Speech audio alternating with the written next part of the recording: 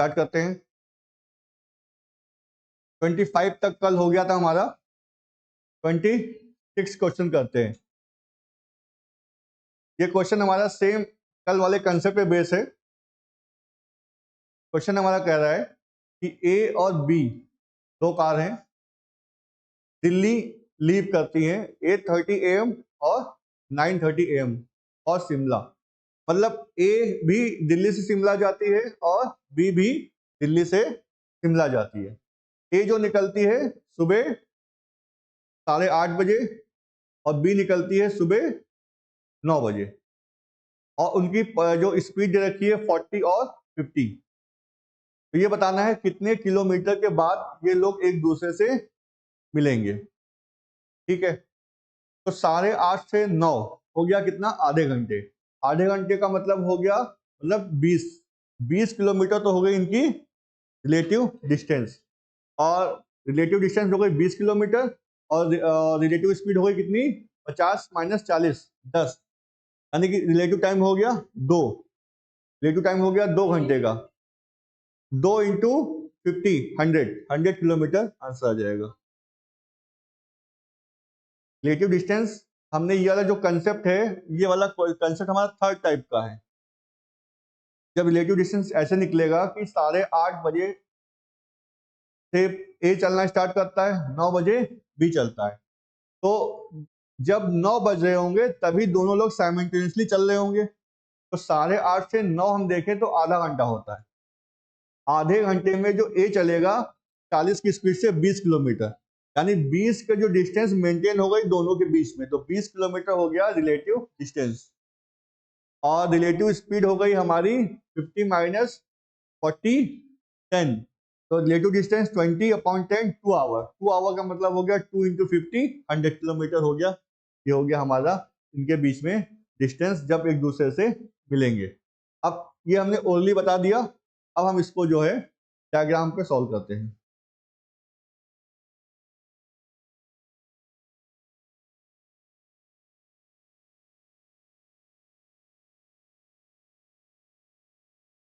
Car ए थी,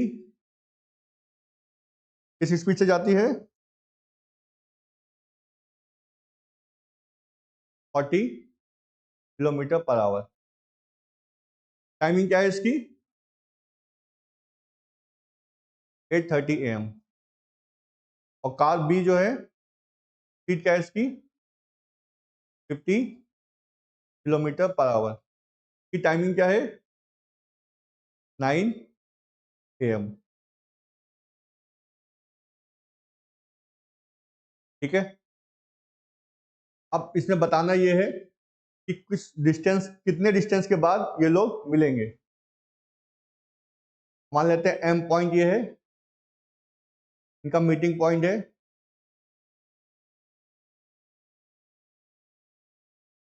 तो अभी देखा जाए प्रेजेंट में, तो एक की टाइमिंग है 8:30 बजे, एक की टाइमिंग है 9 बजे। तो दोनों के बीच में जो रिलेटिव डिस्टेंस आएगा वो तब होगा जब दोनों सेम टाइम पे मूव कर रहे होंगे। तो सेम टाइम पे मूव करने के लिए पहले 8:30 से 9 पे आते हैं। मान लेते हैं यहाँ पे हमारा 9 AM हो जाता है, और 9 AM पे भी ए जो है 40 की स्पीड से आगे मूव कर रहा होगा, और इस पॉइंट से लेकर इस पॉइंट के बीच में 8:30 से 9 होता है, यानी कि आधे घंटे का समय होता है। आधे घंटे में ए जो है 40 की स्पीड से 20 किलोमीटर जाएगा, क्योंकि ए की स्पीड है 40 किलोमीटर पर आवर, मतलब एक घंटे में ए 40 किलोमीटर जाएगा, तो आधे घंटे में कितना जाएगा, 20 किलोमीटर। ये हो गई 20 किलोमीटर। तो अभी हमारा ए तो यहाँ पे आ गया, ठीक, और बी अभी यहाँ पे भी यहीं पे है, और ए हमारा यहाँ पे है। तो ये जो 20 किलोमीटर है, तो हमें निकालना था रिलेटिव टाइम, और रिलेटिव डिस्टेंस जो हमें मिल गई वो हमें मिल गई 20 किलोमीटर, और रिलेटिव स्पीड हमारी क्या आ जाएगी, एक की स्पीड है 40, एक की स्पीड है 50। अब हमने पहले बताया था कंडीशन क्या होगी कि अगर एक पर्सन पहले चल रहा है, एक पर्सन बाद में चल रहा है, जो पर्सन बाद में चलेगा उसकी स्पीड ज्यादा होगी, तभी ये लोग आगे जाके मिलेंगे। ठीक है, तो ये कंडीशन फुलफिल हो गई है कि ए की स्पीड 40 है, बी की 50 है, रिलेटिव स्पीड होगी 50, डिफरेंस 40। क्यों? क्योंकि दोनों सेम डायरेक्शन में मूव कर रहे हैं। रिलेटिव स्पीड हो जाएगी 50, डिफरेंस 40, कितना आ जाएगा 10 किलोमीटर पर आवर। यहाँ से हमें रिलेटिव टाइम मिल जाएगा, कितना मिल जाएगा 20 kilometre upon 10 kilometre per hour, ये हमें मिल जाएगा 2 आवर। यानी 2 घंटे 9 बजे से, कब से 9 बजे से 2 घंटे ए चलेगा और 9 बजे से ही 2 घंटे बी चलेगा, तब जाकर ये लोग मिलेंगे। तो distance travelled when they meet,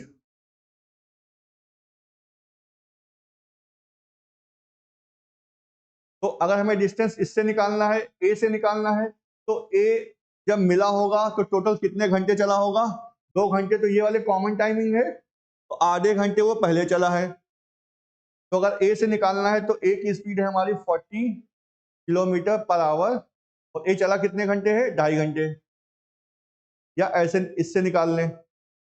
अगर बी से निकालना है तो बी की स्पीड है 50 किलोमीटर पर आवर, चला कितना है ये 2 घंटे। चाहे यहां से निकालो चाहे यहां से निकालो, आंसर हमारा कितना आएगा 100 किलोमीटर। ठीक है, अच्छा मीटिंग टाइम अगर सिर्फ पूछा जाए तो क्या हो जाएगा, मीटिंग टाइम पूछा जाए तो भाई दोनों लोग के बीच में कंपटीशन स्टार्ट हुआ था सुबह 9 बजे, 9 AM है, और 2 घंटे बाद मिलते हैं, 2 घंटे इसमें ऐड कर दो, कितना निकल के आएगा 11 AM। तो किसी क्वेश्चन में मीटिंग टाइम पूछ लेंगे और किसी क्वेश्चन में ये पूछ लेंगे जब ये लोग मिलते हैं तो कितना डिस्टेंस ट्रेवल करते हैं। तो मीटिंग टाइम हो गया 11 AM, और जब ये लोग मिलते हैं तो कितना डिस्टेंस ट्रेवल करना है 100 किलोमीटर। ये नोट डाउन कर लो फिर आगे बढ़ें।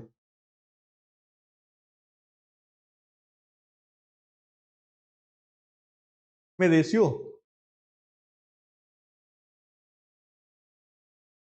नहीं इसमें रेशियो कहाँ पे लगाएंगे, अगर इसमें कुछ कंडीशन ऐसी होगी कि जहां पे सेम डिस्टेंस या सेम टाइम का आगे कहीं निकल के आएगा किसी क्वेश्चन में, तो रेशियो अप्लाई कर लेंगे। ये क्वेश्चन जो है सिंपल हमारा रिलेटिव कंसेप्ट पे बेस है, जहां हमें रिलेटिव टाइम चाहिए, रिलेटिव स्पीड चाहिए, रिलेटिव डिस्टेंस चाहिए।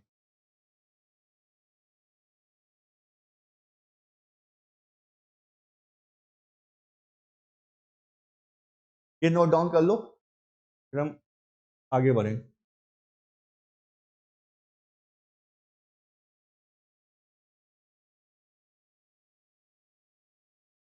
चलो नेक्स्ट क्वेश्चन पे आते हैं।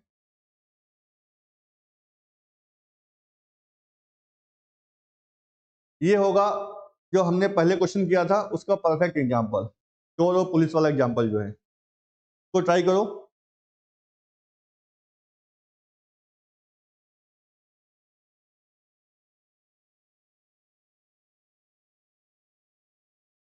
अखिल, कैंडिडेट की कॉल है, उसको एड्रेस बता दो।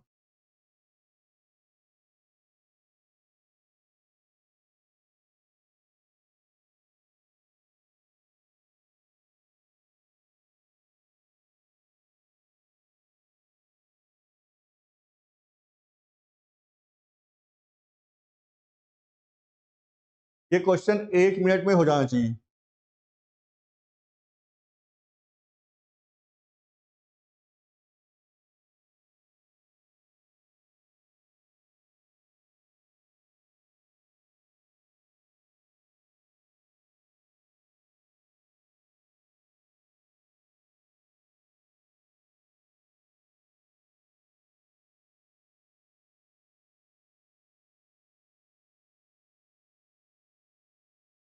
क्या कह रहा है क्वेश्चन में, a policeman saw a thief at a distance of 300 metre and started running towards him. अब इसमें देखो रिलेटिव डिस्टेंस दे दी है, ठीक है, स्टार्टिंग में रिलेटिव डिस्टेंस दे दी है, इसमें बहुत दिमाग से लगाना है। दिलीप से बात कर लेंगे, ठीक है। तो इसमें क्या है कि इन्होंने रिलेटिव डिस्टेंस दे दी है कि चोर और पुलिस के बीच में डिस्टेंस कितनी है, 300 मीटर।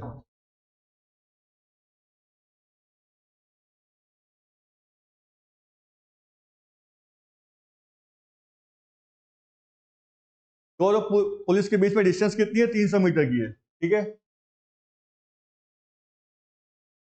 यहाँ पे पुलिस है, यहाँ पे थीफ है, ठीक।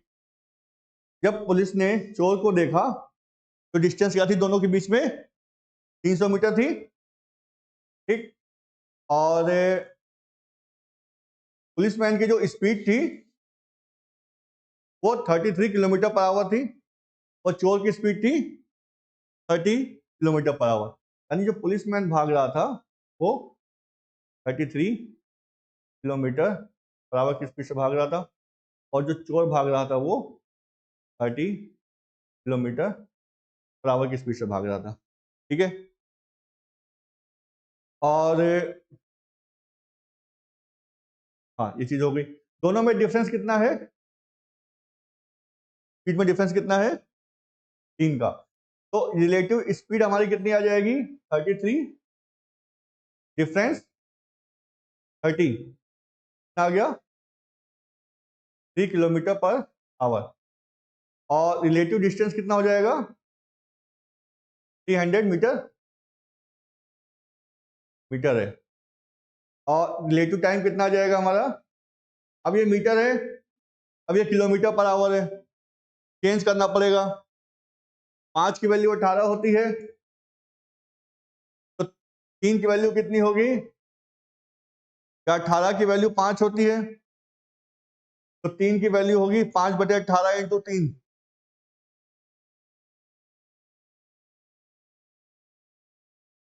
अच्छा, किलोमीटर में आंसर चाहिए हमें, तो हम इसको किलोमीटर में लेके आते हैं मीटर को। तो हमारा कितना आ जाएगा, 0.3 divide by 3, 0.3 kilometre divide by 3 kilometre per hour. ये कितना हो जाएगा हमारा, 0.1 आवर। 0.1 आवर का मतलब हो गया 1/10 आवर। ये हमें मिल गया। हमें चाहिए क्या था, डिस्टेंस चाहिए था। Find the distance thief had run before getting caught। तो डिस्टेंस कितना रन करेगा हमारा, thief had run, तो thief के बारे में बात हो रही है, तो thief की स्पीड कितनी है, 30 किलोमीटर पर आवर। कितने टाइम के लिए जाएगा, 1/10 आवर। कितना हो गया, 3 किलोमीटर। अब अगला क्वेश्चन देखेंगे।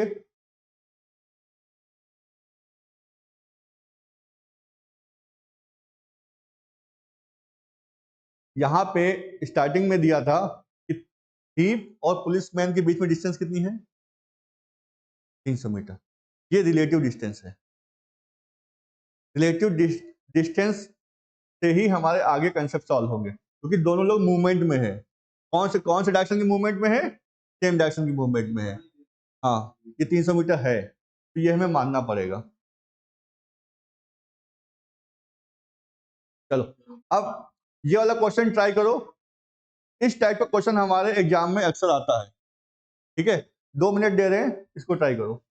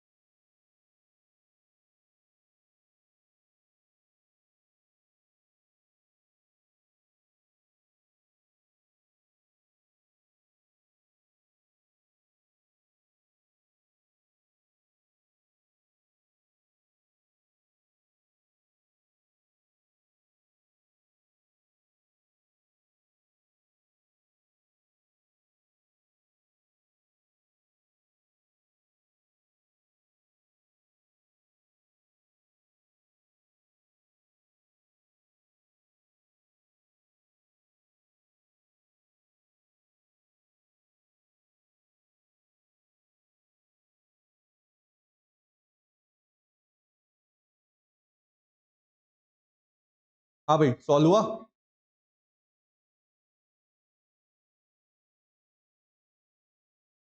क्वेश्चन क्या कह रहा है? एक चोर ने जो है कार को 2 PM पे चुराया, मतलब दोपहर में चुरा लिया। और डियरिंग था भाई।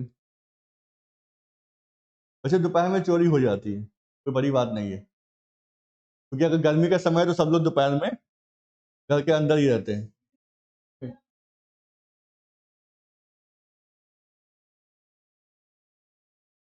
चलो आगे देखिए।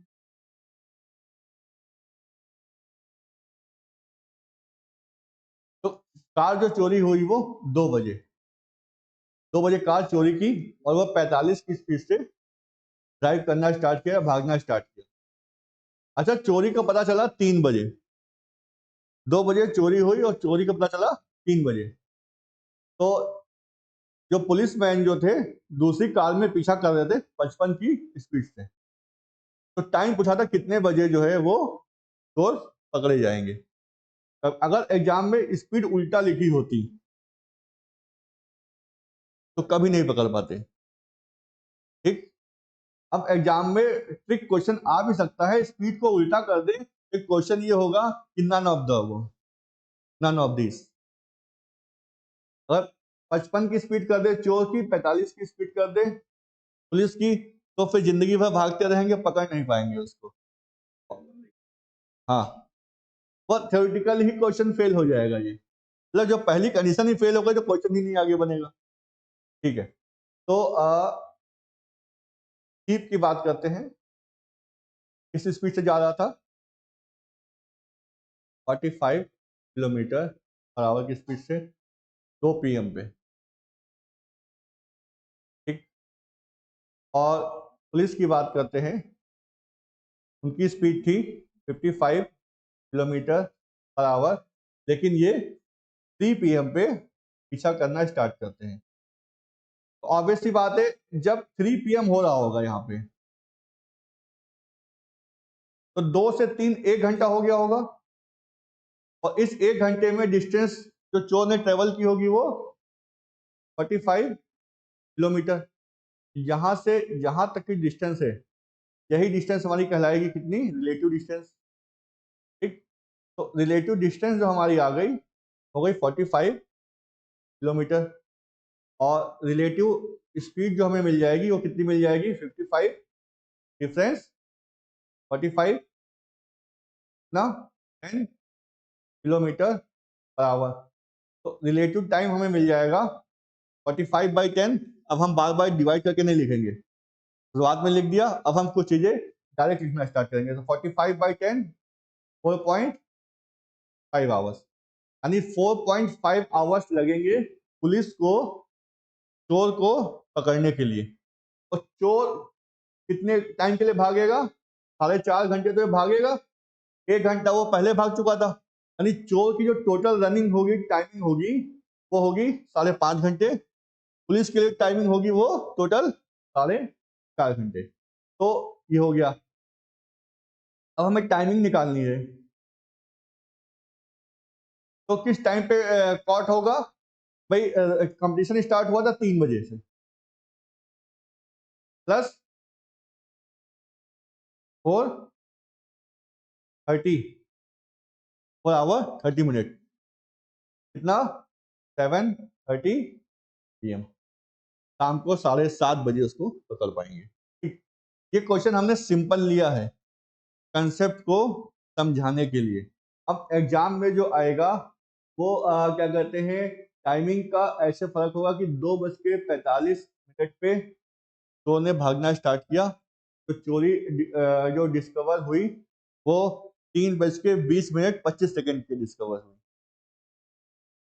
तो सारा खेल टाइमिंग का आ जाएगा, उसमें कैलकुलेशन बस बढ़ जाएगी। कंसेप्ट वही रहना है, कैलकुलेशन बढ़ेगा। ठीक है, इस बात पे ध्यान रखना। बस ये कंसेप्ट अगर दिमाग में है तो कैलकुलेशन कितनी भी टफ हो जाए, फिर तो सिंपल चीज है भाई, सेकंड को मिनट में लेके आओगे, मिनट को आवर में लेके आओगे, और फिर यहाँ पे रिलेटिव डिस्टेंस निकाल लोगे। इतना काम तो हमें करना ही करना पड़ेगा। चलो, तो ये क्वेश्चन हो गए हमारे रिलेटिव के। तो रिलेटिव तक हम पहुंच गए हैं। बेसिक स्पीड हम की हमने डेफिनेशन देखी फर्स्ट लेक्चर में। फिर हमने उस पर क्वेश्चन देखे, फिर हमने रिलेशनशिप देखा टाइम डिस्टेंस स्पीड का, उस पर क्वेश्चन देखे, फिर हमने रिलेटिव कंसेप्ट देखा और उस पर क्वेश्चन देखा। तो अभी तक हमने जो कंसेप्ट की बात करें टाइम एंड डिस्टेंस में, तो हमने 70% तक कंसेप्ट हमने खत्म कर दिया है। कंसेप्ट की बात करें, अब सिर्फ हमें क्वेश्चन देखने हैं, उन कंसेप्ट का यूज करते हुए क्वेश्चन लगाना है। तो अगला टॉपिक जो स्टार्ट करते हैं वो ट्रेन पे बेस स्टार्ट करते हैं अगला टॉपिक। चलो नेक्स्ट टॉपिक पे आते हैं, ट्रेन पे आते हैं।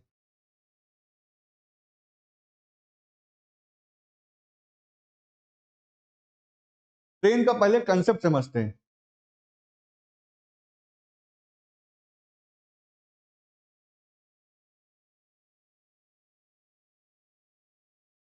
कुछ हम पॉइंट देखते हैं, कंडीशंस देखते हैं ट्रेन में, ठीक है। जो कंडीशन देखेंगे और जो हम फॉर्मूले इन कंडीशन में फ्रेम करेंगे, वो फॉर्मूले हमें याद नहीं करने हैं, वो फॉर्मूले हमें समझने हैं कैसे आए, और क्वेश्चन के हिसाब से हम अपने फॉर्मूले बना लेंगे वहां पे, ठीक है। ये फॉर्मूले याद नहीं करने हैं, बस हमें थ्योरी याद रखनी है कि हमें इसमें से क्या क्या चीजें लेनी है, और जब क्वेश्चन आएगा तो उस क्वेश्चन में हम वो चीज ले लेंगे, अपनी प्रॉब्लम को सॉल्व कर लेंगे। फॉर्मूले नहीं याद करने। यहाँ पे जनरल कंडीशन समझ रहे हैं तो हमें कुछ चीज जनरलाइज लेनी पड़ेगी। तो पहली चीज समझते हैं ट्रेन के कंसेप्ट में। अगर कोई ट्रेन है, वो एक पोल को पास कर रही है, या स्टेशनरी मैन को पास कर रही है, या हम कह ले कोई ट्री है को पास कर रही है, ठीक है, या हम कह ले कोई सिग्नल है, सिग्नल पोस्ट है, उसको पास कर रही है, ठीक, या हम कह ले कोई बिल्डिंग है उसको पास कर रही है, ठीक है। अब कंडीशन क्या है, देखो पोल है, पोल हमारा स्टेशनरी है, मूवमेंट नहीं होता है। स्टेशनरी में मैन है, वो भी स्टेशनरी है, मूवमेंट नहीं होता है। ट्री भी हमारा एक जगह रहेगा, मूवमेंट नहीं होगा। सिग्नल पोस्ट भी हमारा एक पर्टिकुलर जगह फिक्स है, मूवमेंट नहीं होगा। बिल्डिंग भी हमारी एक पर्टिकुलर जगह फिक्स है, मूवमेंट नहीं होगा। तो इन सब चीजों में कॉमन क्या है, pole, stationary man, tree, signal post, building, ये लोग एक जगह फिक्स हैं, इनका मूवमेंट नहीं होना है, पहली चीज। दूसरी चीज, ये जो pole, stationary man, tree, signal post, building, इनकी जो लेंथ है या लंबाई ट्रेन के कंपैरिजन में नेग्लिजिबल है, ठीक है। और ट्रेन की विद विद जो है ट्रेन के कंपैरिजन में नेग्लिजिबल है। विद कह लो, लंबाई कह लो, कुछ भी कह लो, ठीक है, भाई ट्रेन के कंपैरिजन में जीरो ही कहलाएगी, ठीक। तो दो चीजें हमने समझ लिया। फर्स्ट केस ये है कि जब कोई ट्रेन किसी पोल को, स्टेशनरी मैन को, ट्री को, सिग्नल पोस्ट, बिल्डिंग, या कोई ऐसी चीज जो चीज स्टेशनरी है और जिसकी विद, चौड़ाई हमारी ट्रेन के कंपैरिजन में जीरो है, उस केस में अगर ट्रेन को हमें वो चीज पास करनी है तो कितना समय लगेगा, ठीक। अब देखते हैं यहाँ पे, मान लेते हैं ट्रेन की जो लेंथ थी वो हमारी एल थी, और ट्रेन की जो स्पीड थी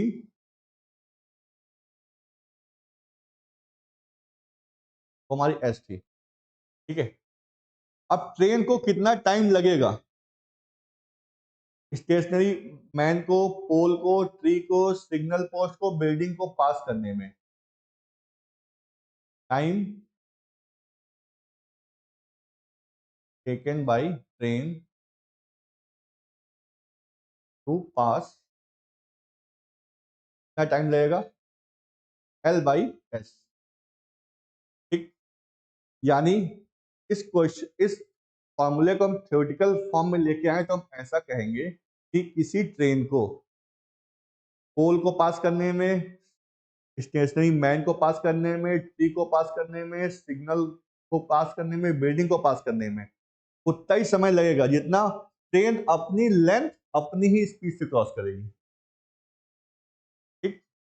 इस पॉइंट को दिमाग में रखना कि ट्रेन को इन सबको पास करने में उतना ही समय लगना है जितना ट्रेन अपनी लेंथ अपनी ही स्पीड से क्रॉस करेगी। ठीक है, ट्रेन अपनी लेंथ अपनी ही स्पीड से क्रॉस करेगी, उतना समय लगेगा इन सबको पास करने में। क्योंकि ये क्वेश्चन में हम ये लैंग्वेज बार बार बोल रहे होंगे आगे आगे क्वेश्चन में कि ट्रेन जो है अपनी लेंथ अपनी स्पीड से क्रॉस करेगी। तो जब ट्रेन अपनी लेंथ अपनी स्पीड से क्रॉस करेगी तो ये सारी चीजें हमारी जो है ट्रेन के द्वारा पास होंगी। पहली कंडीशन ये हो गई। दूसरी condition,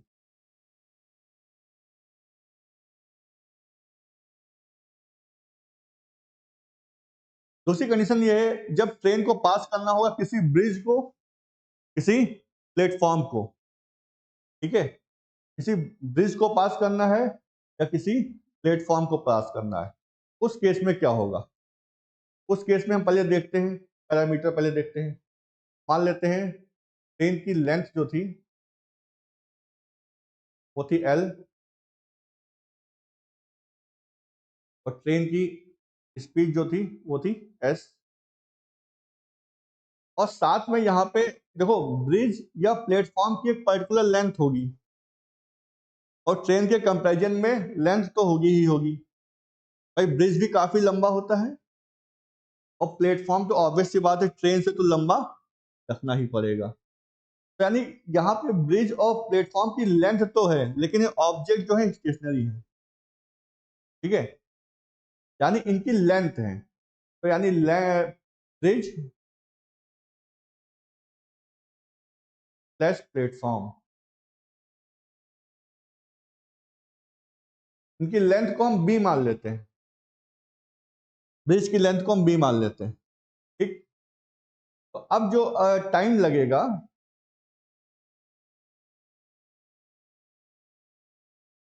time taken to pass by train, क्या लगेगा? टाइम क्या होता है? Distance upon speed. डिस्टेंस लेनी है रिलेटिव डिस्टेंस, क्योंकि ट्रेन का कंसेप्ट हमारा बेस होगा रिलेटिव पे। तो डिस्टेंस लेनी है रिलेटिव डिस्टेंस। भाई ट्रेन की लेंथ हो गई L और ब्रिज की लेंथ है तो ब्रिज की लेंथ भी लेंगे, तो L plus B divide by S।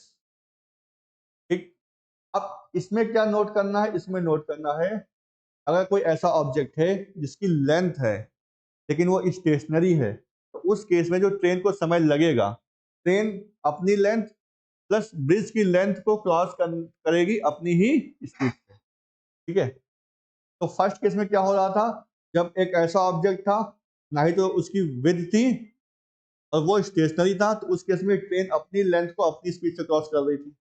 Second case में ब्रिज और प्लेटफॉर्म थे, ऐसे ऑब्जेक्ट थे जिनकी विड्थ थी, उस केस में ट्रेन अपनी लेंथ प्लस ब्रिज की लेंथ को अपनी ही स्पीड से क्रॉस कर रही थी। तो ये चीज थ्योरी दिमाग में रखनी है, फॉर्मूले दिमाग में नहीं रखने हैं कि L अपॉन एस है, L plus B upon S है, ये दिमाग में नहीं रखना है, हमें थ्योरी दिमाग में रखनी है।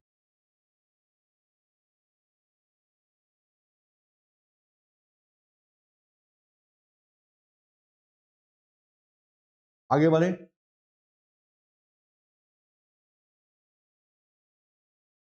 अब आते हैं जब एक ट्रेन दूसरी ट्रेन को क्रॉस करती है,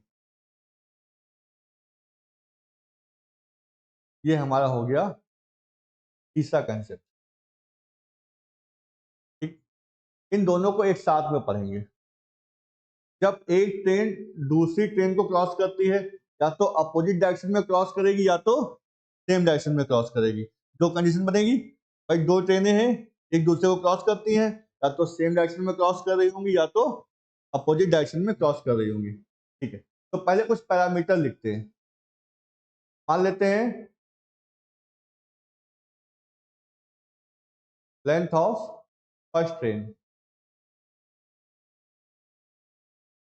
L1 मान लेते हैं। Length of second train L2 मान लेते हैं। Speed of first train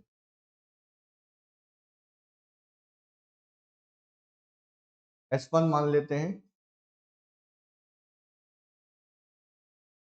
speed of second train S2 मान लेते हैं। तो जो जो पैरामीटर थे हमने देख लिया कि फर्स्ट ट्रेन की लेंथ L1 है, सेकेंड ट्रेन की लेंथ L2 है, फर्स्ट ट्रेन की स्पीड S1 है, सेकेंड ट्रेन की स्पीड S2 है। ठीक, ये हमने पैरामीटर मान लिए। तो अब देखो पास करने की कंडीशन क्या है भाई, जो ट्रेन फास्ट होगी वही क्रॉस करेगी स्लोवर को। ठीक, तो क्या हम लिख सकते हैं, time taken by faster train to cross slower.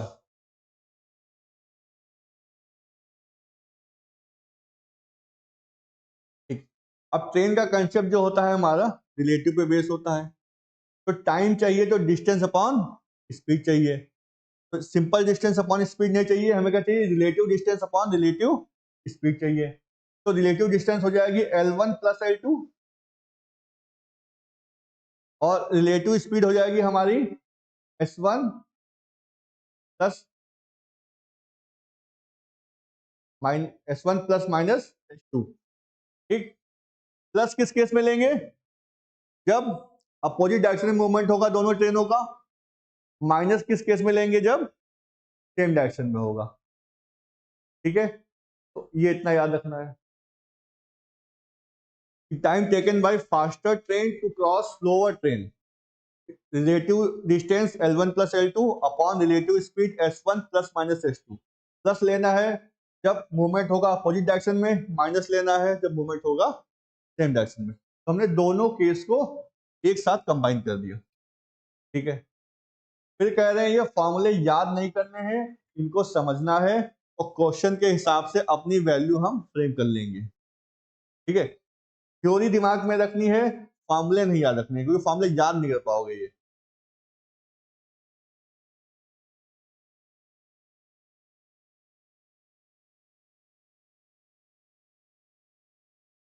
अगले केस में आते हैं।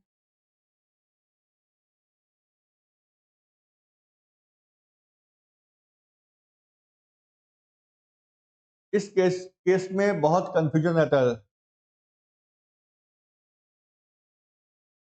एक ट्रेन है, पास कर रही है एक पर्सन को जो कि बैठा हुआ है दूसरी ट्रेन में। ठीक है, ये हमारा हो गया चौथा केस।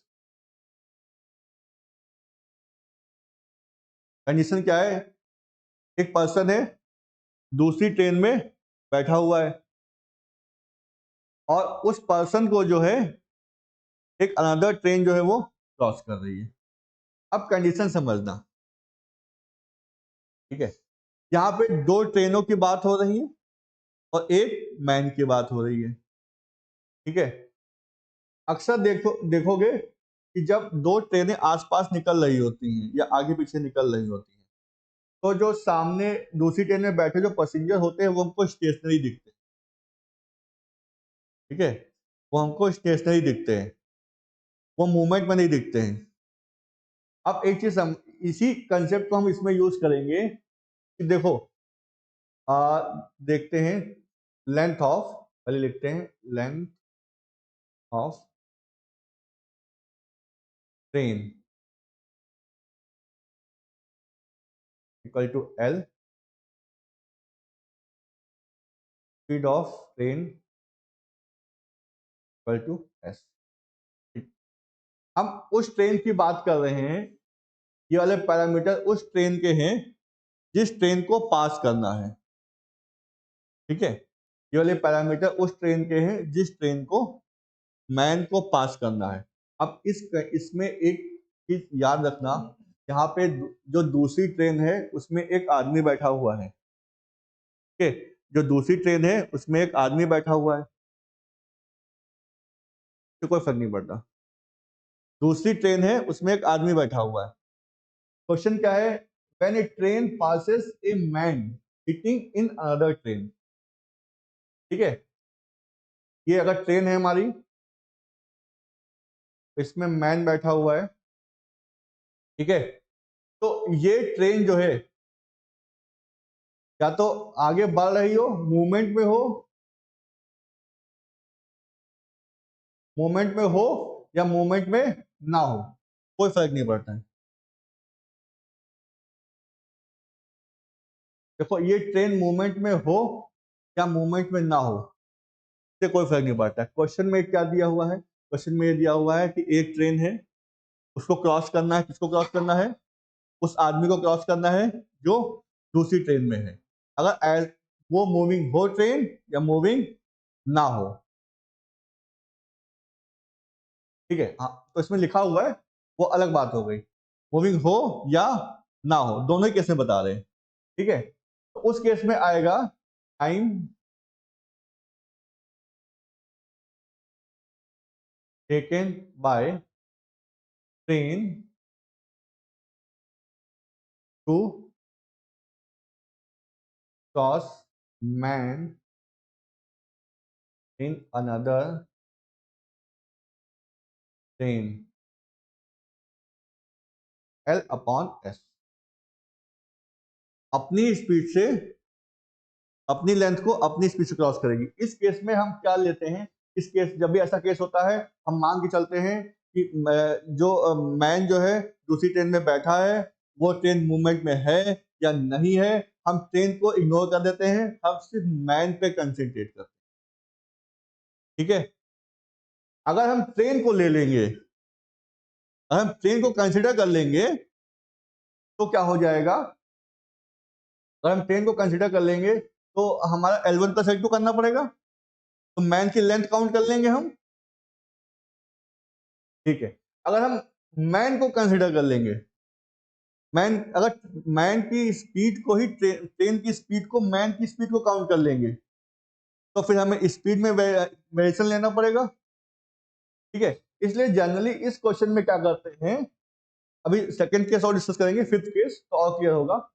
जब भी ऐसा केस होता है कि एक ट्रेन को किसी आदमी को क्रॉस करना है, जब वो आदमी दूसरी ट्रेन में बैठा है, तो उस केस में दूसरी ट्रेन को हम इग्नोर कर देते हैं, सिर्फ हम उस मैन पे कंसंट्रेट करते हैं। तो हम सिंपल यूज करते हैं कि ट्रेन अपनी ही लेंथ से अपनी ही स्पीड क्रॉस करेगी, क्योंकि मैन का कंसिडर किया तो मैन की कोई विड्थ नहीं है ट्रेन के कंपैरिजन में, इसलिए दूसरी ट्रेन को हम नहीं कंसिडर करते। अब आते हैं इसके फिफ्थ केस में, तो फिफ्थ केस में चीजें और क्लियर होंगी। फिफ्थ केस में है कि एक ट्रेन को क्रॉस करना है एक मैन को, जो कि कुछ पर्टिकुलर स्पीड से दौड़ रहा है। टाइम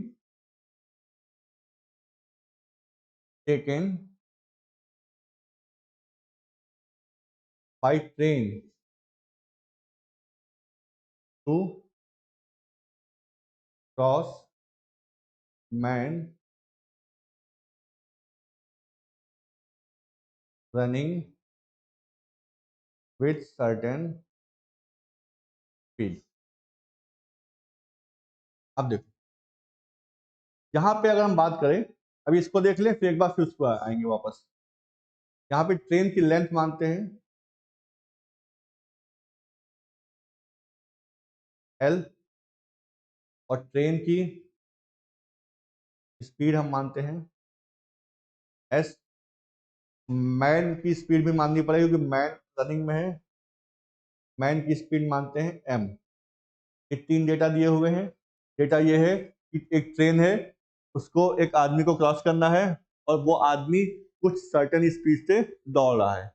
अब दौड़ने की कंडीशन या तो ट्रेन की डायरेक्शन में दौड़ सकता है या तो ट्रेन की अपोजिट डायरेक्शन में दौड़ सकता है। ठीक है, अब यहाँ पे आते हैं, तो टाइम टेकन निकल के आएगा रिलेटिव डिस्टेंस यानी L ही होगी, relative speed S plus minus M। अगर मैन जो है ट्रेन की डायरेक्शन में दौड़ रहा है तो माइनस हो जाएगा S माइनस M। अगर मैन जो है ट्रेन की अपोजिट डायरेक्शन में चल रहा है तो प्लस हो जाएगा S प्लस M।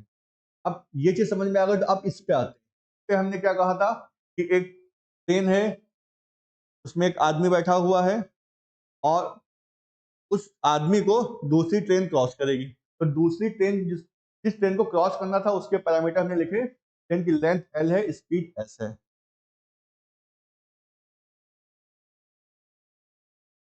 एक ट्रेन है, इसमें एक आदमी बैठा हुआ है, उस आदमी को दूसरी ट्रेन क्रॉस करती है। जो जो दूसरी है उसके पैरामीटर हैं, ये उसके पैरामीटर हैं जिस ट्रेन को क्रॉस करना है, ये उसके पैरामीटर नहीं है जिसमें आदमी बैठा हुआ है। तो जिस ट्रेन में आदमी बैठा हुआ है उस ट्रेन को हमने इग्नोर कर दिया, हमने सिर्फ उस आदमी के पैरामीटर को लिया। तो आदमी का पैरामीटर क्या करता है? आदमी का पैरामीटर ये कहता है कि ट्रेन के कंपैरिजन में उसकी वेट नहीं है, पहली चीज। अब आते हैं केस में कि उस जिस ट्रेन में बैठा हुआ है आदमी, उसका मूवमेंट है, मूवमेंट नहीं है। ठीक है, अगर मूवमेंट नहीं है तो ट्रेन खड़ी हुई है, तो भी ट्रेन के कंपैरिजन में आदमी की वेट नहीं है और मूवमेंट भी नहीं है, तो L/S आएगा। ठीक, अब आते हैं, अगर ट्रेन का मूवमेंट है, अगर ट्रेन का मूवमेंट है तो ट्रेन के मूवमेंट के केस में क्या होता है कि जो स्पीड ट्रेन की है वही स्पीड अंदर बैठे हुए मैन की होती है। ठीक है, तो यहाँ पे ये वाला केस जो है, फोर्थ केस, जब मूवमेंट होगा तो फिफ्थ केस में चेंज हो भी सकता है और नहीं भी हो सकता है। कुछ केसेस में कुछ मूवमेंट के केसेस में कभी हम ये यूज करते हैं और कभी हम ये यूज करते हैं। अब ऐसा क्यों करते हैं? अब ऐसा इसलिए करते हैं क्वेश्चन के डेटा के हिसाब से। ठीक, देखो, अगर मान लो जिस ट्रेन में आदमी बैठा हुआ है और वो ट्रेन मूवमेंट में है, अगर उसकी स्पीड डी है तो मैन की स्पीड काउंट होगी, अगर उसकी स्पीड डी है तो मैन की स्पीड काउंट होगी, तो हमारा केस हो जाएगा फिफ्थ। अगर फोर्थ केस से फिर से आते हैं, जिस ट्रेन में आदमी बैठा हुआ है और वो ट्रेन मूवमेंट में है, ठीक, लेकिन डेटा में ट्रेन की स्पीड नहीं दी है, नहीं दी है, तो हम क्या कर सकते हैं? तो हमें पूरी ट्रेन इग्नोर करनी पड़ेगी, तो हमारा कौन सा केस बनेगा? फोर्थ। ठीक, तो ये वाला जो केस है बहुत कंफ्यूजन में होता है कि कब हमें उसमें ट्रेन को लेना है जिसमें आदमी बैठा है, कब हम उस ट्रेन को इग्नोर करना है। ठीक है, अगर ऊपर वाले फोर्थ केस में अगर सेकंड ट्रेन की स्पीड दी है जिसमें आदमी बैठा हुआ है, तो पूरा पूरा फोर्थ केस हमारा फिफ्थ में चला जाएगा। ठीक है, नहीं तो वो फोर्थ केस ही रहेगा। ये हमारा पार्ट हो गया ट्रेन के, हमारे जो भी कंसेप्ट के 5 कंसेप्ट हमने ट्रेन के बता दिए। पहला, जब ट्रेन को पास करना है किसी स्टेशनरी ऑब्जेक्ट को जिसकी लेंथ नहीं होगी, स्पीड नहीं होगी। दूसरा, जब ट्रेन को पास करना है किसी स्टेशनरी ऑब्जेक्ट को जिसकी लेंथ तो है, स्पीड नहीं है। तीसरा, जब दो ट्रेनें एक दूसरे को पास करेंगी, इसमें लेंथ भी होगी दोनों की और स्पीड भी होगी। ठीक, और चौथा, जब ट्रेन जो है किसी मैन को पास करेगी, अब वो मैन किसी ट्रेन में हो सकता है या मैन कहीं और किसी प्लेटफॉर्म पे हो सकता है या रोड पे हो सकता है कि ट्रेन के पैरेलल दौड़ रहा है या ट्रेन के अपोजिट डायरेक्शन में दौड़ रहा है। मतलब मैन की स्पीड तो होगी लेकिन मैन की विड्थ नहीं होगी। इस केस में मैन की स्पीड है लेकिन मैन की विड्थ नहीं है। जैसे जो ब्रिज वाला केस था, वहां पे ऑब्जेक्ट की लेंथ तो थी, स्पीड नहीं थी। यहाँ पे क्या केस है? ऑब्जेक्ट की लेंथ नहीं है, स्पीड है। तो हमें इस पैरामीटर पे याद रखना है कब ऑब्जेक्ट की लेंथ है कि कब ऑब्जेक्ट की स्पीड है। ठीक है, फर्स्ट केस में ऑब्जेक्ट की ना ही तो लेंथ है ना ही तो स्पीड है। सेकेंड केस में ऑब्जेक्ट की लेंथ है। थर्ड केस में ऑब्जेक्ट की लेंथ भी है, स्पीड भी है। फोर्थ केस में ऑब्जेक्ट की लेंथ नहीं है, स्पीड है।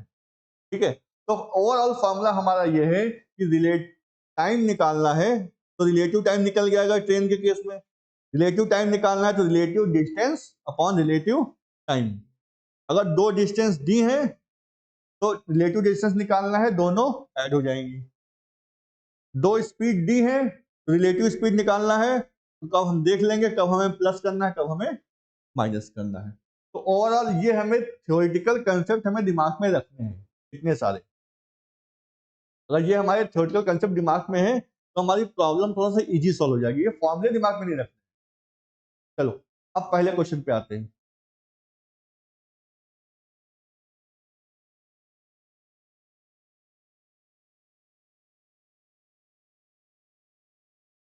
फर्स्ट क्वेश्चन पे आते हैं ट्रेन के।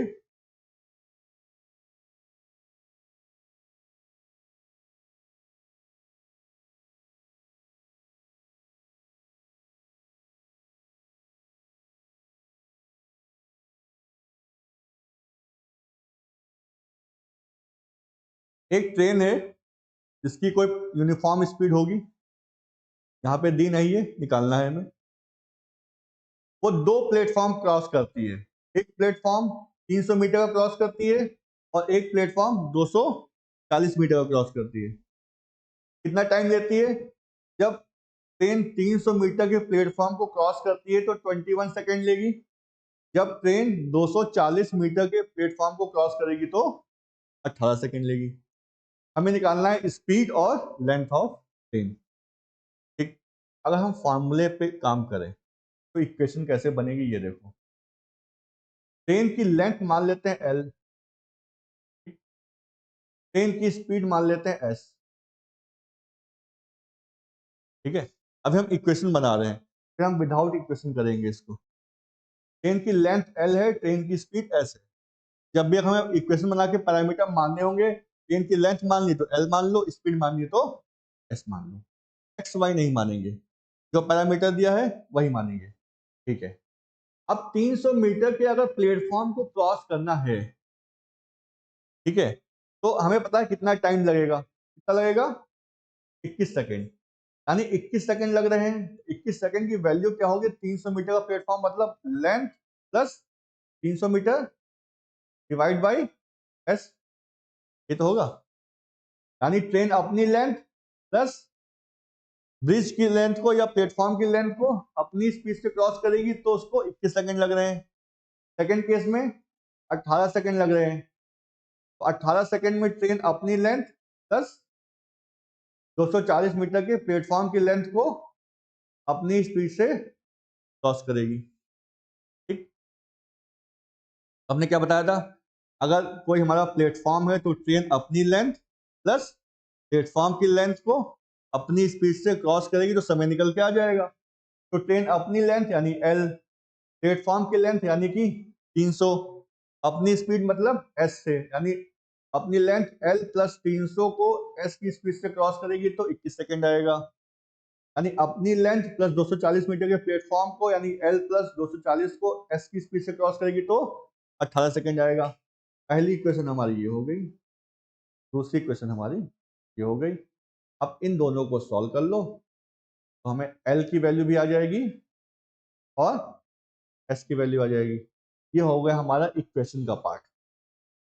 ठीक, ये इक्वेशन का पार्ट हो गया। हम इसको विदाउट इक्वेशन करेंगे।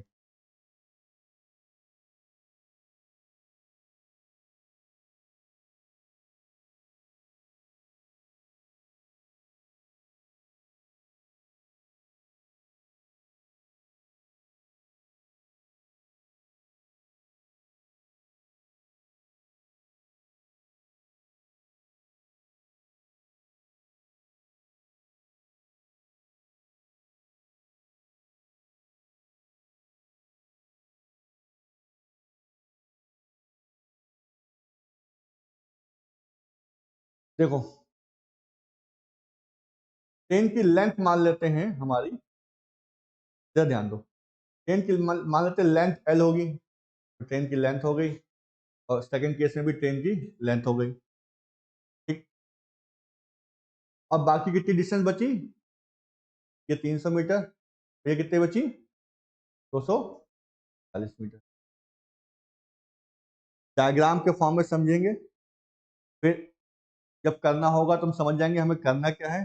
तो विदाउट डायग्राम हम कर सकते हैं, समझने के लिए हम ये डायग्राम बता रहे हैं। ठीक है, ऐसे केसेस में जब ट्रेन जो है किसी प्लेटफॉर्म को क्रॉस करती है तो ओवरऑल हम लोग लेंथ क्या लेते हैं? ट्रेन की लेंथ प्लस प्लेटफॉर्म की लेंथ, ये लेते हैं। केस क्या बताया था हमने? जब प्लेटफॉर्म को ट्रेन क्रॉस करेगी तो टोटल लेंथ लेनी है ट्रेन की लेंथ प्लस प्लेटफॉर्म की लेंथ। तो फर्स्ट केस में ट्रेन की लेंथ यानी एल, प्लेटफॉर्म की लेंथ 300 मीटर। सेकेंड केस में ट्रेन की लेंथ एल, प्लेटफॉर्म की लेंथ 240 मीटर। इसको ड्रॉ कर लेते हैं, एक बार बराबर ले आते हैं, तो ये 240 हो जाएगा। ठीक, ये कितना बचेगा, 60 मीटर बचेगा। अच्छा, जो ऊपर वाले केस में कितना समय लगता है, 21 सेकेंड लगता है, और नीचे वाले केस में कितना सेकेंड लगता है, 18 सेकेंड लगता है। ठीक है, तो इतना पार्ट तो हमारा 18 सेकेंड का हो गया। ये कितना बचा हमारा, 3 सेकेंड। ठीक, टाइम 3 सेकेंड, डिस्टेंस 60 मिनट। ठीक, तो यानी कि 3 सेकेंड में कितना जा रहे हैं, 60 मीटर। 1 सेकेंड में कितना जाएंगे, 20 मीटर। यहाँ पूरा हमने इधर लिख दिया, रुको, कंफ्यूजन हो गया होगा। ये पूरा 21 सेकेंड है हमारा,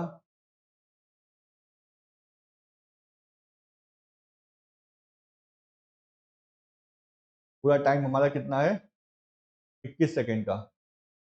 ठीक, ये पूरा 21 सेकेंड, ये 18 सेकेंड, तो ये हमारा इतना बचेगा कितना, 3 सेकेंड। 3 सेकेंड में 20 मीटर, 1 सेकेंड में, सॉरी, 3 सेकेंड में 60 मीटर, 1 सेकेंड में 20 मीटर। तो 1 सेकेंड, 1 मिनट, 1 आवर में जो डिस्टेंस गई होगी वही हमारी क्या होगी, स्पीड होगी। तो यहां से हम निकाल सकते हैं हमारी स्पीड कितनी है, 20 मीटर पर सेकेंड। ये किसकी स्पीड है, ये किसकी स्पीड निकल के आएगी, ट्रेन की तो आएगी, ब्रिज थोड़ी ना मूव करेगा। तो ट्रेन की स्पीड तो हमें मिल गई, ट्रेन स्पीड कितना, 20 मीटर पर सेकेंड। अब एक चीज देखो, फर्स्ट केस में निकाल लो या सेकंड केस में निकाल लो। ठीक है, सेकंड केस में निकाल लेते हैं। अगर ट्रेन 20 मीटर पर सेकेंड की स्पीड से 18 सेकेंड चले, ठीक है, अगर ट्रेन जो है 20 मीटर पर सेकेंड की स्पीड से 18 सेकेंड चलती है, तो कितना डिस्टेंस ट्रेवल करेगी, 360 मीटर। लेकिन इस 360 मीटर में ट्रेन की लेंथ भी होगी और प्लेटफॉर्म की लेंथ भी होगी। ठीक, अगर ट्रेन 20 की स्पीड से 18 सेकेंड चल रही है, और ट्रेन की स्पीड तो हमें कंफर्म हो गई कि ट्रेन की स्पीड जो हमारी कितनी है, वो 20 मीटर पर सेकेंड है। तो ट्रेन अगर अपनी स्पीड से 18 सेकेंड तक चले, क्या 18 ले लो या 21 ले लो, तो 18 सेकेंड तक चलेगी, तो ओवरऑल डिस्टेंस आएगी 360 मीटर। लेकिन इस 360 मीटर में दो चीजें हैं, प्लेटफॉर्म की भी लेंथ जुड़ी होगी और ट्रेन की लेंथ जुड़ी होगी। तो इस 18 सेकेंड वाले में प्लेटफॉर्म की लेंथ कितनी है, 240। ये 240 मीटर है। तो ये कितनी होगी भाई, 360 में 240 घटा दो, 360 में 240 घटा दो, कितना आ जाएगा भाई, 120। तो ट्रेन की लेंथ कितनी हो गई हमारी, 120 मीटर। तो ट्रेन की लेंथ 120 मीटर, ट्रेन की स्पीड 20 मीटर। तो ये जो हमने कहानी बताई है डायग्राम के थ्रू, हम क्वेश्चन में समझ सकते थे भाई, सेम ट्रेन है, जब 300 मीटर को क्रॉस करती है तो 21 सेकंड लेती है, सेम ट्रेन है जब 240 को क्रॉस करेगी तो 18 सेकंड लेगी। और जब हम डिफरेंस लेंगे तो दोनों में ट्रेन की लेंथ तो जुड़ी ही होगी, दोनों में ट्रेन की लेंथ तो जुड़ी ही होगी। एग्जाम में कैसे करना है, एग्जाम में ऐसे करना है, जो कैंडिडेट एग्जाम में करता है इसका डिफरेंस लेता है। क्यों लेता है, उसको पता है ओवरऑल जो डिस्टेंस लेनी है ट्रेन की लेंथ जोड़ के लेनी है। तो ट्रेन की लेंथ इसमें जोड़ेंगे तो L+300, और ट्रेन की लेंथ इसमें जोड़ेंगे तो L+240। अब घटाएंगे तो एल एल तो कैंसिल ही हो जाएगा ना। फिर वही वाली पार्ट है, डेसिमल के पहले वाला छोड़ दे रहा है, डेसिमल के बाद वाला ले रहा है कैलकुलेशन में। ठीक, तो इसका डिफरेंस आ जाएगा कितना, 60 मीटर। और फिर टाइम का डिफरेंस देख लेगा कितना आ जाएगा, 3 सेकेंड। 3 सेकेंड में 60 मीटर, 1 सेकेंड में 20 मीटर, ट्रेन की लेंथ आ गई, ट्रेन की स्पीड आ गई 20 मीटर पर सेकेंड। तो ऐसा ही लिखते ही 20 मीटर पर सेकेंड, जैसे उसने देखा ट्रेन की स्पीड आ गई, अगर किसी में 20 कॉमन नहीं होगा तो आंसर मार्क कर देगा, आगे बढ़ जाएगा, डिस्टेंस निकालेंगे। ठीक है, अगर 20 कॉमन किसी में मिल जाएगा तो भाई 20 को 18 से मल्टीप्लाई कर देगा, 360 आ गया, 360 में 240 घटा देगा। उसको पता है अगर 18 सेकंड ट्रेन चल रही है, यानी 18 सेकंड में अब जब अपनी स्पीड से जाएगी तो उसमें ट्रेन की लेंथ भी मिलेगी और प्लेटफॉर्म की लेंथ भी मिलेगी, तो ट्रेन प्लेटफॉर्म की घटा देगा, ट्रेन की मिल जाएगी। तो एक ही हो गया हमारा। एक क्वेश्चन और कर लेते हैं फिर वाइंड अप करते हैं। चलो अगला क्वेश्चन ट्राई करो।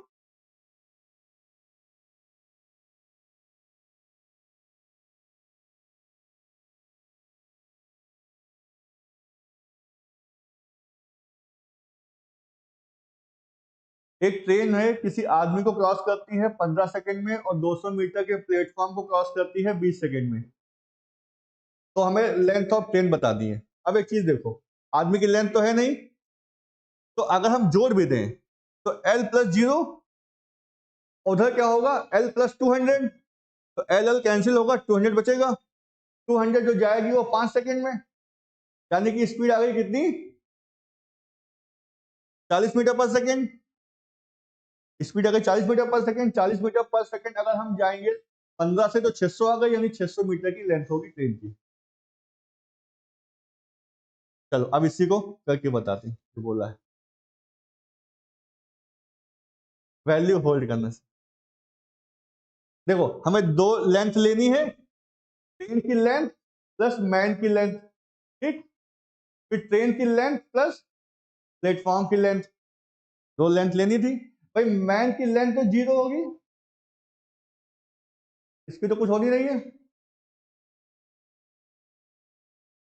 प्लेटफॉर्म की लेंथ दी है, कितनी दी है, 200 मीटर। ठीक, अब इन दोनों में अगर डिफरेंस लेंगे, हम अगर वैसे ही बनाए जैसे हम बना रहे थे, ऐसे ही तो बना रहे थे हम।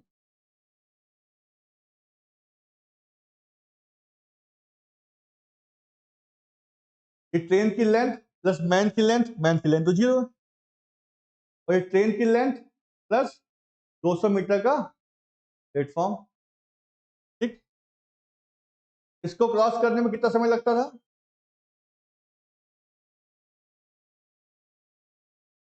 ट्रेन की लेंथ प्लस मैन की लेंथ, और मैन इक्वल टू 0 है, ये याद रखेंगे। ठीक, तो ट्रेन की लेंथ ही हो जाएगी पूरी, क्योंकि मैन की लेंथ तो 0 है, ये ऊपर वाली ट्रेन की लेंथ हो गई। तो फर्स्ट केस में जब ट्रेन जो है किसी आदमी को क्रॉस करती है तो कितना लेती है, 15 सेकेंड। सेकेंड केस में जब ट्रेन जो है किसी प्लेटफॉर्म को क्रॉस करती है कितना लेती है, 20 सेकेंड। ये पूरा पूरा लेती है 20 सेकेंड, ये पूरा पूरा लेती है 15 सेकेंड। तो यहां से यहां तक का कितना बचा, 5 सेकेंड। ठीक, तो यहां तो ये 15 सेकेंड आ गए ना पूरा ये। अगर इसको देखो, लाइन ड्रॉ कर दे तो ये 15 सेकेंड, तो ये भी 15 सेकेंड, टोटल ये 20 सेकेंड था, तो ये 5 सेकेंड। ठीक, अब क्या हो गया, 5 सेकेंड में 200 मीटर,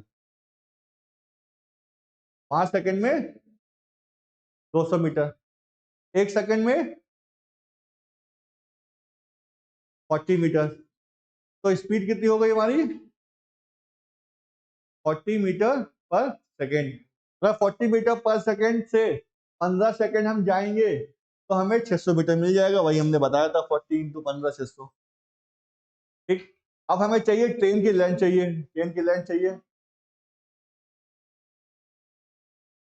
तो ट्रेन की जो स्पीड है वो 40 मीटर पर सेकेंड, और ट्रेन जो ट्रेवल कर रही है 15 सेकेंड, तो 15 सेकेंड हो गई हमारी कितनी, 15 सेकेंड मल्टीप्लाई कर दो तो कितना आ जाएगा, 600 मीटर आ जाएगा। लेकिन इस 600 मीटर में दो चीजें हैं, ट्रेन की लेंथ और मैन की लेंथ। लेकिन मैन की लेंथ तो 0 ही है, तो मैन की लेंथ 0 है तो पूरी पूरी ये 600 मीटर आ जाएगी। अगर हम देखो 20 सेकेंड वाला लेते, ये भी देखो, अगर हम 20 सेकेंड वाला लेते, ठीक है, जरा ध्यान दो, अगर हम 20 सेकेंड वाला लेते तो हम क्या करते, 40 मीटर पर सेकेंड इंटू 20 सेकेंड। ठीक, यहां से जो डिस्टेंस आती कितनी आती, 800 मीटर आती। इस 800 मीटर में ट्रेन की लेंथ होती, प्लेटफॉर्म की लेंथ होती। प्लेटफॉर्म की लेंथ कितनी थी, 200 मीटर, तो ट्रेन की लेंथ कितनी आती है? 600 मीटर। चाहे पहले पार्ट से ले लो या सेकंड पार्ट से ले लो, ठीक। ये वाला पार्ट हो गया हमारा। तो ट्रेन का हमने कंसेप्ट देख लिया, फॉर्मूले अप्लाई कैसे करने हैं वो हमने बता दिया, याद नहीं करने हैं, थ्योरी दिमाग में रखनी है, उनको अप्लाई करना है, ठीक है। नहीं तो अगर फॉर्मूले यूज करोगे तो फिर तुम्हें इक्वेशन बनानी पड़ेगी इसमें, ठीक है। तो अपने चीजों को अपने हिसाब से मोल्ड कर लो, तुम्हें जो समझ में आता है, तुम्हें जो पैटर्न समझ में आता है, तो कोशिश ये करनी है क्वेश्चन को माइंड में सॉल्व करना है। क्वेश्चन एकदम से नहीं आएगा, महीने 2 महीने 3 महीने 6 महीने 7 महीने की प्रैक्टिस के बाद ही आएगा वो, ठीक है। क्योंकि जो छोटे छोटे क्वेश्चन आएंगे ये इजीली सॉल्व हो सकते हैं माइंड में, क्योंकि तुम्हारी फाइट इन क्वेश्चन से नहीं है, तुम्हारी जो एग्जाम में फाइट होगी उन क्वेश्चन से होगी जहाँ कैलकुलेशन भी होगा, कंसेप्ट भी होगा, उसके बाद ऑप्शन में कंफ्यूजन भी होगा, तब जाके तुम्हें एक नंबर मिलेगा। वरना जिस हिसाब से पेपर जब आने वाले टाइम में आ रहा है तो उतना इजी नंबर स्कोरिंग नहीं है, थोड़ा सा फाइट करनी पड़ेगी, ठीक है। आज यहाँ तक रखते हैं कि आगे जो है कल आगे ट्रेन, अभी ट्रेन के क्वेश्चन हमें बहुत सारे देखने हैं, ट्रेन के क्वेश्चन कम से कम इसमें 10 से 15 क्वेश्चन मुझे और देखने हैं, और अच्छे अच्छे क्वेश्चन देखने हैं, क्योंकि ट्रेन के क्वेश्चन बहुत अच्छे आते हैं। ये तो इनिशियल हमारी स्टार्टिंग है, तो कल जब लेक्चर लेने आएंगे तो कल इसमें जो है ट्रेन का एक बार पढ़ के हो जाना, बाकी कल देखते हैं।